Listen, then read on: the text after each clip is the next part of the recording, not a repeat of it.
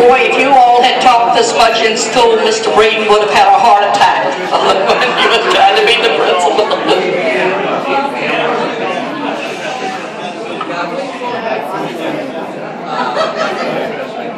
Can you imagine where these last 45 to 50 years have gone? It's just been amazing.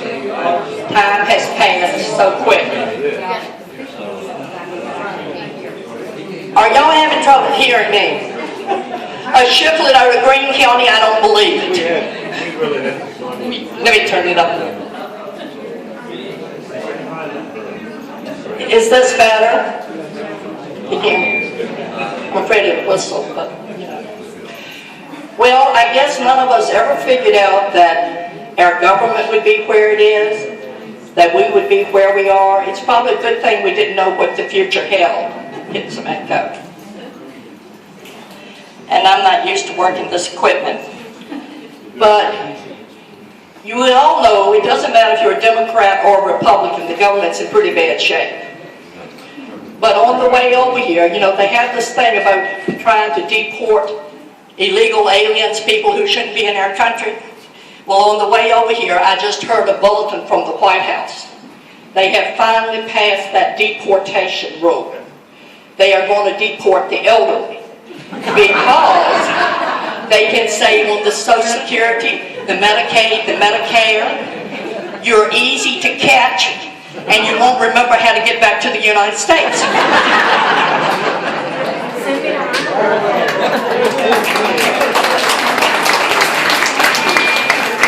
And you know what? I was really thinking I was going to miss y'all, but daggone it, y'all going to all be on the bus with me. You know, when Barbara Carroll called me, I told a lot of jokes. She asked me, did I charge? And I thought that was great. I said, just feed me. She said, that was good, but she doesn't know how much I eat. But you know, you want to get in shape. Now, you know, every one of y'all, when you're coming back to this reunion, you got to thinking, I've got to get in shape. So I thought the least I could do was at least go down and enroll at the Powell Wellness Center for one of their classes. So I go down there, and I stretch, and I pull, and I bend, and I groan, and I moan, and I sweat. And by the time I got them damn spandex pants on, the class was over.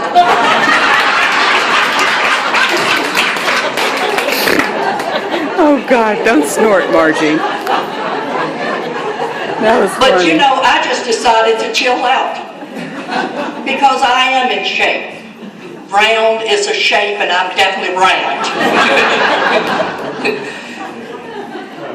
You know, you don't want to come back here looking all wrinkled either. So every time I saw a new wrinkle, I just ate till I filled it out. And you know, as you get older, you start having health problems. I've got a major... She's found the camera lens. Okay, that's good. As you start to get older, you start to have some health problems. And I've definitely got a thyroid problem. Are y'all still getting an echo? Yeah. Yeah, let me turn this thing down.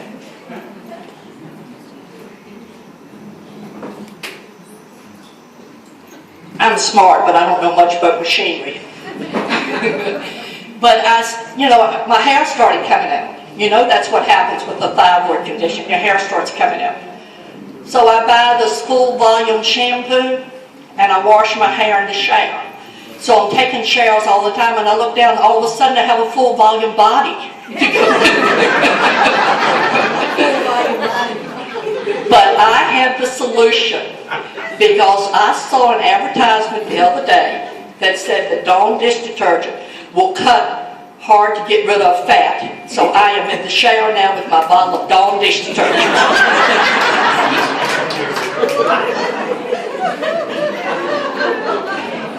You know that seniors are the leading carriers of AIDS. Did y'all realize that? Band-Aids, Rolaids, walking aids, government aid, most of all, financial aid to your children. You know, they're always looking for something. Well, you know I am a nurse now. And when I came in here, I could look at all of y'all, and I know a whole lot of y'all are testing positive for HIV. Hair is vanishing.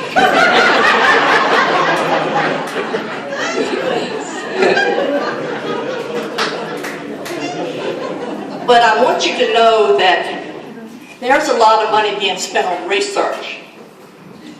There is more money being spent on research for breast implants and Viagra than it is for Alzheimer's research. So by the year 2030, they're going to have all these old ladies with perky breasts and men with never-ending erections, and no one's going to know what to do with them.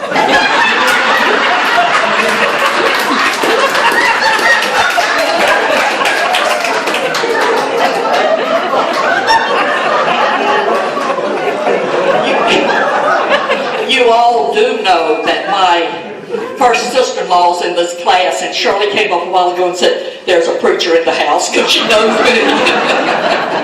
But you know what I said? God loves me, and He will too, and He will probably pray extra hard tonight. Well, I've had a busy life. I've been married a couple of times. I'm what you call a professional divorcee. I'm good at getting divorces. I had a couple of husbands. I tell people they had Alzheimer's. They went out and got a girlfriend, forgot they had a wife at home. That's a pretty bad condition to have. But that's okay. I have been looking for a husband. I've dated the good and the bad and the ugly, anything I can find on Match.com. Or Craigslist. Craigslist is pretty good. I did put an ad on Craigslist not too long ago, and I said, I was lonely. I was a nurse, I'd worked too hard, and I wanted just someone to watch the sunset with. And I said, however, if you're younger than my 45-year-old son, or your wife's out of town for the weekend, don't contact me. The first guy that contacted me, by the next morning, 23 people had contacted me. A lot of desperate men out there. The first guy that contacted me said, I have a car, I have a cell phone, I'm just 19, but I'll treat you really good. Little Hispanic boy. I wrote back, I don't know if you understand English, but I was not looking for a babysitting job. I think the best thing to do to find a husband is to move to Florida. My mother always said that you should find a good man in church. Well, I go to church up in Shiloh. There are probably 35 people up there total. I thought maybe somebody would be skydiving in Orange, get blown off course, and be hanging on the steeple when they came out on Sunday morning. But it never happened. But anyway, I knew this lady. She went to church, and this man really wanted to go with her, but all she did was go to church and teach Sunday school. So finally she went out with him, and he was really nervous. So he lit up a cigarette, and he said, would you like a cigarette? She said, oh no, what would I tell the Sunday school children? So he thought, okay. A little bit later, reached over and got him a beer. He said, would you like a beer? She said, oh no, what would I tell the Sunday school children? So he thought, well, he was going to take her home. She wouldn't go out anymore. So he said, I was going to ask you to spend the night with me. She said, that would be fine. So he turned around and went to the motel. After a wild, passionate night, the next morning, he woke up early and he felt so guilty. He said, I have led her astray. What have I done? So when she woke up, he said, oh my dear, I'm so sorry. What will you tell the Sunday school children? She said, I'm going to tell them what I tell them every Sunday. You don't have to drink and smoke to have a hell of a good time.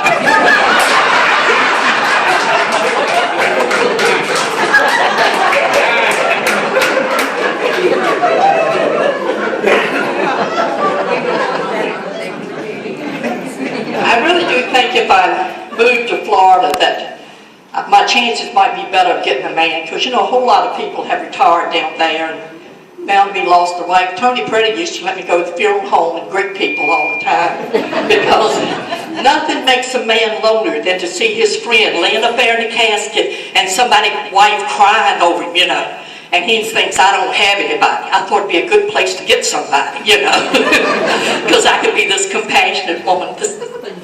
Let me fix this.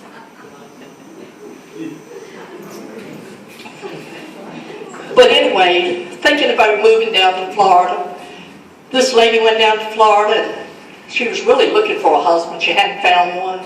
She was in the park one day and she saw this man sitting on a bench. He was really scruffy looking, had a lot of tattoos down his arms. And she thought, well, I could clean him up, I could get him some good clothes. And so she went on and sat down beside him and she said, hi, you new around here? He said, yeah, I've been away for a long time. He said, things certainly have changed. She said, how long were you gone? He said, 35 years. She said, where'd you move? He said, I went to prison. She said, you did? What'd you do? He said, I killed my wife. She said, oh, so you're single.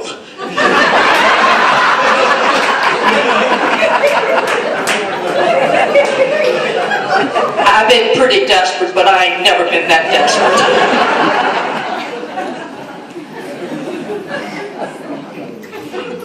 My friend Margie came with me, and I told her a while ago she really did embarrass me because, you know, she's got a husband. I want y'all to know it's not my real friend like that. I just want to make sure y'all understand. But when somebody went to take a picture of me, she put her hand over here, and I said, now they're all talking about me. But anyway, Margie and she's happily married to Charlie, and they just had their 25th wedding anniversary. So he's going to take her away to some romantic place. She's all excited about it, but he took the boat when they went. So they go, and Margie has plans to go out to dinner and all this, and Charlie says, I'm just going to take the boat out for a little while and fish. So they go out. He goes out. She's home waiting. Got the reservations made and everything. Charlie doesn't come back because the fish are biting. He stays out there and stays out there. He doesn't come back. So he comes back the next morning about 10 o'clock. Well, she's really mad at him. So he says, let me lay down, take a nap, and then I'll take you out, we'll go out to eat. So when he laid down, she took the boat. She thought, I'm going to fix him. She took the boat, she took her book, she went out in the middle of the lake, and she's sitting out there reading. Well, along comes the game warden. And he said, ma'am, I'd like to see your fishing license. Margie said, I don't have a fishing license, I'm not fishing, I'm reading my book.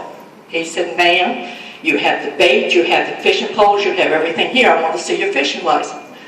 She said, I'm not fishing. He said, ma'am, you've got everything you need, you can start up at any moment.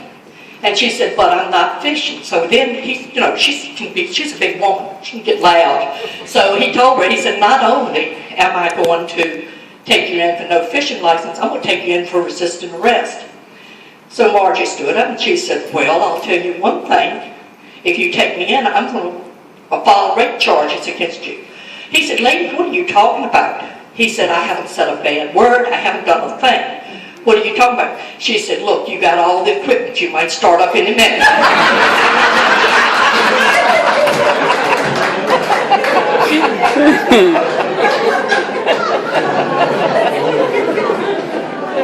Now this one man, this was a man that went down to Florida to live with his daughter because he thought he could find him a wife down there. So he gets down there and she gets so tired of seeing him sitting around and she told him, she said, Dad, for heaven's sakes, go down to the men's club down here and meet some friends. So finally she got him out of the house. Well, he forgot his glasses. So he went down there and he came back and he said, I had the best time. I really had a good time. I met all these nice guys. She said, well, that's good. He said, I joined the parachuting club. They even gave me a card here. She said, Dad, you're 85. You're not going to start jumping out of planes, are you? And he said, well, he said, here's my membership card. So she looked at him. She said, oh, my God, Dad, you joined the prostitute club. You didn't join the parachute club. He just said, oh, Lord, I'm in trouble now. And she said, well, what is wrong? He said, because I signed up for 5 jumps next week.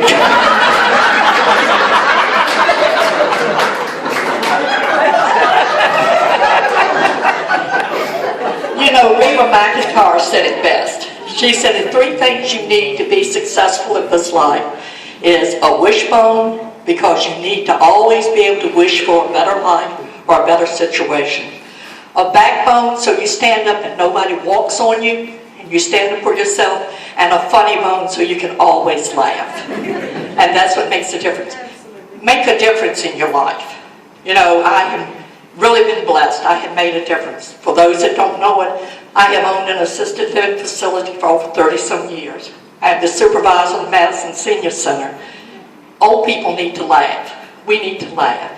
So when you look back at your life, and if you haven't made a difference in somebody else's life, it doesn't matter how many cars you own, how much money you have in the bank, what kind of clothes you wear. None of that makes a difference. What makes a difference is the world a better place because you walked through it. Have you made somebody's life better because you met them? Go out, volunteer. You're at the point now in life that you can. I know that our agency, we're Chapter 9, our community service.